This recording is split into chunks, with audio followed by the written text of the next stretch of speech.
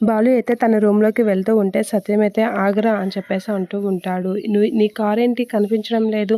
నీ కారెక్కడుంది? అని అడుగుతూ ఉంటాడు సత్యం. ఏంటి నాన్న ఇలా అనుమానిస్తున్నాడు? ఇప్పుడు నాన్నకి ఎలాగోలాగా సమాధానం చెప్పాలి. ఎలాగోలాగా ఈ విషయం దాచేయాలి అని చెప్పేసి అంటూ ఉంటాడు. ఏంటి నాన్న మధుకి ఏదో అవసరమైతే తన కారు పట్టుకెళ్ళాడు. తన కారు రిపేర్ అంట. అందుకే నా కారు పట్టుకెళ్ళాడు అని చెప్పేసి బాలు అయితే మాట తప్పించేస్తూ ఉంటాడు.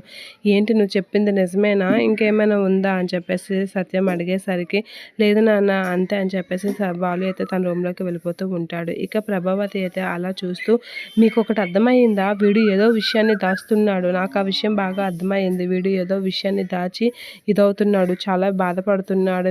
మీకు ఆ విషయం అర్థమైందో లేదో నాకు బాగా అర్థమైంది.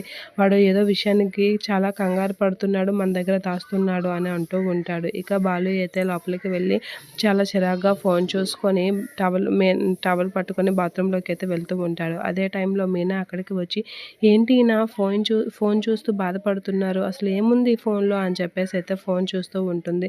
అలా ఎలా అయినా ఈ ఫోన్‌లో ఏముందో తెలుసుకోవాలి అని చెప్పేసి బాలు ఫోన్ చెక్ చేస్తూ ఉంటుంది. అలా మీనా బాలు ఫోన్ చెక్ చేస్తూ ఉండగా బాలు అయితే స్నానం చేసుకుంటూ వస్తూ ఉంటాడు. ఇదేంటి నా ఫోన్ చూస్తుంది అని చెప్పేసి చాలా కంగారు పడుతూ ఉంటాడు.